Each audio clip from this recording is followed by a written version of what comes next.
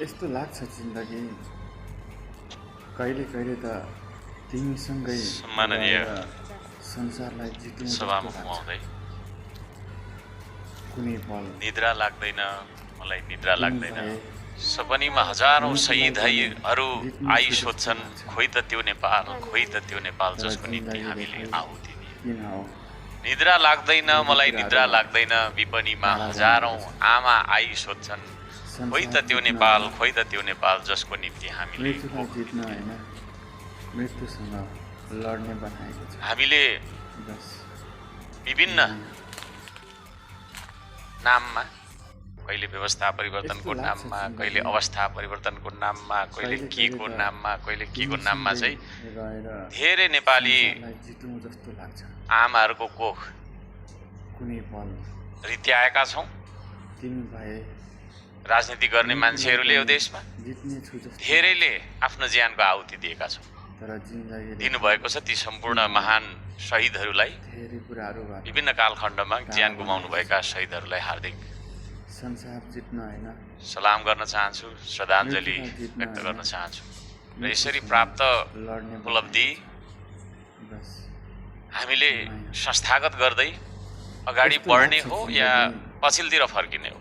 कहिले कहिले त केही दिन यता सुन्नमा आएको छ, संसारलाई जित्नु जस्तो अब लाग्छ। त्यसरी हजारौं हजार शहीदहरूको शहादत बलिदानी पछाडि प्राप्त व्यवस्था नै मृत्युलाई पनि जित्ने छु जस्तो लाग्छ।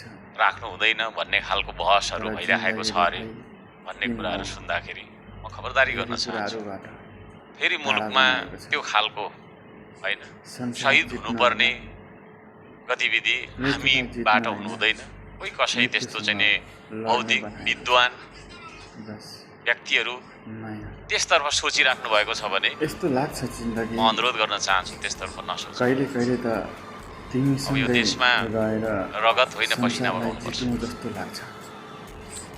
व्यवस्थाले मात्रै परिवर्तन गरेर हाम्रो चाहिँ नि जीवनस्तर तिमी भए उक्सिन सकेन भनिसकेपछि अब हामीले जित्ने छु जस्तो रगत होइन लाग्छ। पसिनाको क्रान्ति गर्नुपर्छ, काम गर्नुपर्छ। तर जिन्दगीले खै हामी यहाँ 2-2 घण्टा 5-5 घण्टा भाषण गरेर बसे पनि काम गर्न सक्दैनौँ। कामप्रतिको हाम्रो चाहिँ नि संसार जित्न होइन धारणा हामीले परिवर्तन गर्न सक्दैनौँ भने देशले समृद्धि हासिल गर्न सक्दैन। मृत्युसँग लड्ने अझै पनि हामी देख्न सक्छौँ हजारौंको सङ्ख्यामा युवाहरू इन्टरनेसनल एयरपोर्टको होइन पैसा निर्वाचन बिनाको हुँदै जिन्दगी र विदेश गइरहेका छन्।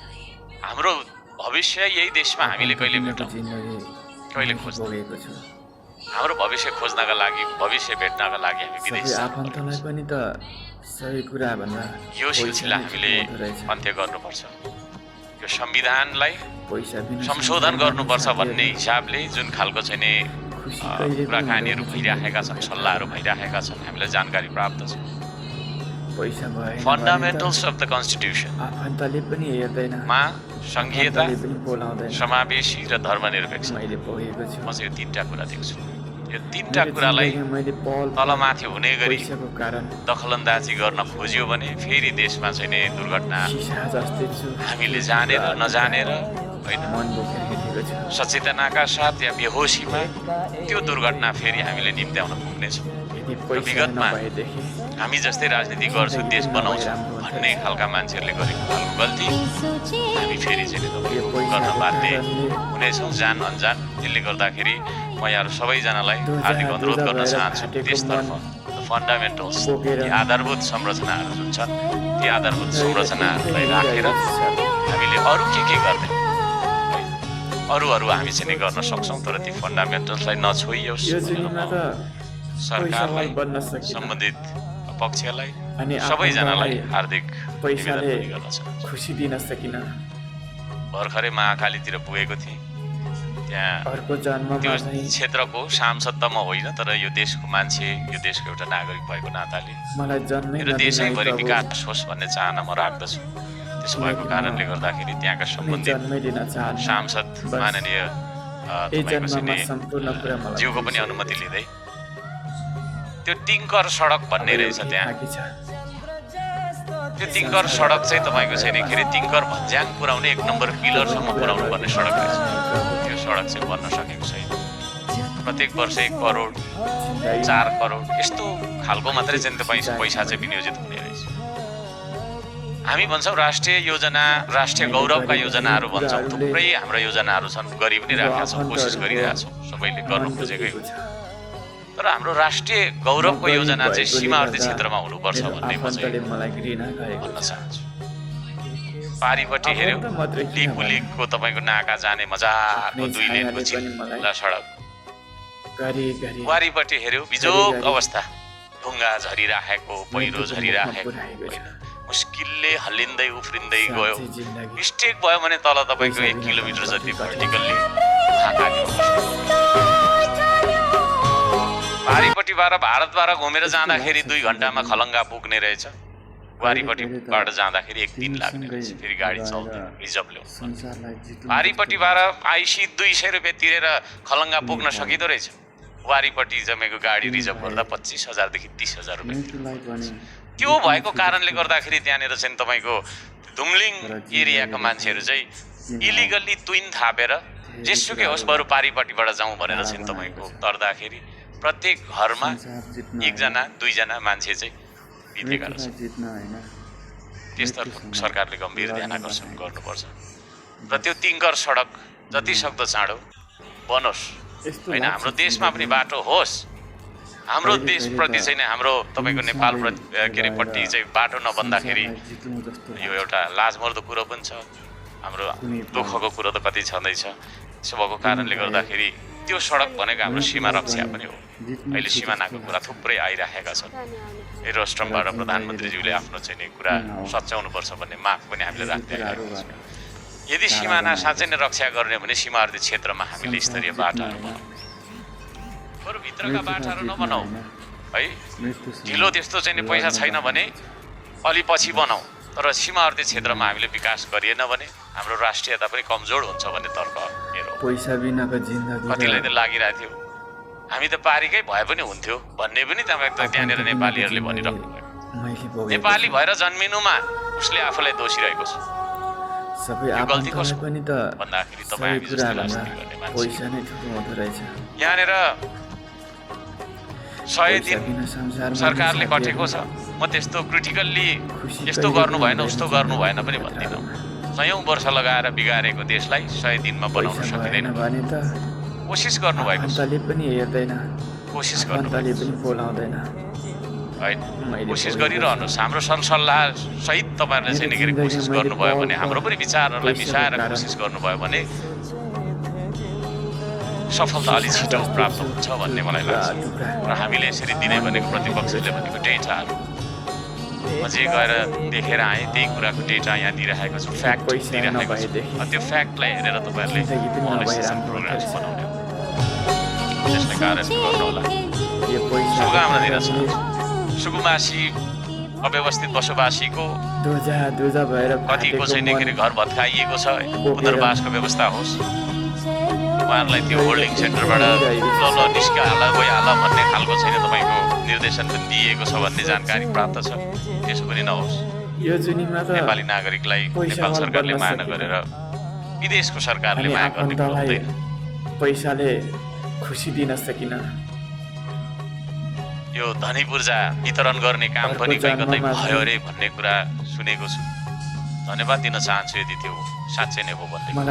त्यति 1-2वटा मात्रै दिएर हुँदैन होला। यो धनी पूर्जा वितरणमा पनि निष्पक्ष भएर मेरो पार्टीका मान्छे, मलाई भोट दिने मान्छे, त्यो ठाउँबाट चाहिँ हामीले जितेको भन्ने हिसाबले मात्रै होइन। त्यो खालका तपाईँको आग्रह पूर्वाग्रह राखेर विगतमा थुप्रै आयोगहरू बने, त्यसले गर्दा ती आयोगहरूलाई हामीले विघटन गऱ्यौँ। 35-35 वर्षसम्म, 40-40 वर्षसम्म, 50-50 वर्षसम्म हामीले धनी पूर्जा दिन सकेनौँ भनेर पनि सरकारले भनिरहेको छ। सत्ता पक्षले त्यो भनिरहेको कारणले गर्दाखेरि तपाईँहरूको व्यवहारमा चाहिँ फेरि त्यो खालको कतै पनि छनक भणक नदेखियोस्, महसुस नहोस् भन्ने पनि म गर्न चाहन्छु। सहकारी पीडितहरू थुप्रै तपाईँको छैन अझै पनि आफ्नो पैसा वापस नपाएर आन्दोलन गरिरहेका छन्। हामीले फिर्ता गऱ्यौँ भन्नुभएको छ सरकार। अस्ति भर्खर मन्त्रीज्यू उभिएर भन्नुभएको छ यहाँ मन्त्रीज्यूले भन्नुभएको कुरा ढाँट्नु भयो म भन्दिनँ है, त्यति धेरै शङ्का पनि गर्दिनँ। गर्नुभयो होला न त, भन्नुभयो होला त, यहाँ उभिएर ढाँट्नु त भएन होला। मृत्युको मुखमा पुर्याएको छ। तर सहकारी ठगहरूलाई कारबाही चाहिँ कतिको भयो? पैसा बिना को सहकारी ठगको चाहिँ जायज यथाबाट चाहिँ असल उपर गरेर पैसा फिर्ता गर्ने त्यो पनि सार्वजनिक होस्। अन्यथा कहीँ कतै तपाईँको दूरदराजमा एउटा विद्यालय खोल्नुपर्ने, एउटा छैन के अरे होइन सानो स्वास्थ्य चौकीमा चाहिँ सिटामोल पठाउनु पर्ने भन्ने हिसाबले चाहिँ नि विनियोजन गर्नुपर्ने, मसिनो ढङ्गबाट विनियोजन गर्नुपर्ने पैसा राज्यको कोषबाट सहकारी पीडितहरूलाई पैसा दिनु त्यो सरासर सर्वथा गलत हुनेछ। त्यसो गर्नु हुँदैन। ठगहरूको तपाईँको सहकारी ठगेका मान्छेहरूको जायज जथाबाट असुल उपर गरिएको यदि हो भने त्यस्ता मान्छेहरूबाट को कसबाट चाहिँ के कति असुल उपर गरिएको हो भन्ने जानकारी पनि हामीलाई दिँदाखेरि अत्यन्त राम्रो हुनेछ। हामी स्वागत गर्नेछौँ। सुस्तावासीहरूले आन्दोलन गर्दै हुनुहुन्छ अरे तपाईँको चाहिँ माइती घरमा भन्ने सुनियो। त्यसतर्फ पनि सरकारले ध्यान दिएर किन आन्दोलन गरिराख्नु भएको छ, के भन्न खोज्नु भएको छ भन्ने कुरालाई मसिनो ढङ्गबाट गम्भीर भएर चाहिँ नि उहाँहरूको आन्दोलनलाई सम्बोधन गरियोस् भन्ने पनि म माग राख्न चाहन्छु। अब हामी सङ्घीयतामा छौँ। सङ्घीयता भन्ने बित्तिकै डिसेन्ट्रलाइजेसन भन्ने बुझ्नुपर्छ होला है। राजनीतिक अधिकारकोदेखि लिएर विकासका समुचित वितरण भन्ने कुराहरू बुझ्नुपर्छ होला। आफ्नो आफ्नो बुझाइ हुन्छ, मैले चाहिँ त्यो बुझाएको छु। धरानमा हाम्रो एउटा अस्पताल छ, बिपी कोइराला स्वास्थ्य विज्ञान प्रतिष्ठान भन्ने। त्यो एउटा उपचार केन्द्र मात्रै नभएर त्यो चाहिँ तपाईँको चाहिँ एउटा रिसर्च सेन्टर पनि हो र त्यहाँ पढाइन्छ पनि एमबिबिएस। त्यसले गर्दाखेरि त्यो मेडिकल कलेज जस्तो पनि। त्यसलाई युनिभर्सिटी बनाइयोस् भन्ने माग मैले पहिला पनि राखेको छु, फेरि म त्यसलाई दोहोऱ्याउन चाहन्छु। उपत्यकाभित्र 3वटा विश्वविद्यालय मेडिकल तपाईँको चाहिँ विश्वविद्यालय बनाउने निर्णय गरियो भनिरहँदाखेरि उपत्यका बाहिर पनि त्यस्ता कुराहरूलाई चाहिँ तपाईँको डिसेन्ट्रलाइज गरेर सङ्घीयताको अभ्यास गरियोस् भन्ने अनुरोध गर्न चाहन्छु। बिपी अस्पतालको अवस्था के छ भन्ने बारेमा मैले यथार्थ सदनलाई जानकारी गराउन चाहन्छु। सभामुख मार्फत सरकारले जानकारी गराउन चाहन्छु। त्यो प्रतिष्ठानलाई सरकारले सञ्चालन खर्च दिने गरेको छैन। अस्पतालको सञ्चालन खर्च प्रतिष्ठानले आफ्नै आन्तरिक स्रोतबाट गर्ने गरेको। करिब 2000 शिक्षक कर्मचारीको तलब भत्ता आन्तरिक स्रोतबाट नै व्यवस्थापन गरिने गरियो। प्रतिष्ठानको मुख्य आम्दानीको स्रोत भनेको अस्पतालको आम्दानी र शैक्षिक कार्यक्रमहरू नै रहने गरेको। करोडौँ रुपैयाँ बिमा बोर्डले सुद भर्ना नदिँदा अस्पताल सञ्चालनमा गम्भीर असर परिरहेको छ। चिकित्सा शिक्षा आयोगले समेत समयमा भुक्तानी नदिँदा प्रतिष्ठानको आर्थिक अवस्था झनै बिग्रिएको अवस्था छ। करिब 600 बिघा क्षेत्रफलमा रहेको बिपी कोइराला स्वास्थ्य विज्ञान प्रतिष्ठानको हाताभित्र 913 बेडको अस्पताल, करिब 1500 युजी र पिजी अध्ययन गर्ने विद्यार्थीहरूका लागि होस्टेल र 1800 शिक्षक तथा कर्मचारी का आवास रहेको छ। आजको मितिमा देशकै सबैभन्दा ठुलो पूर्वाधार रहेको अस्पताल हो।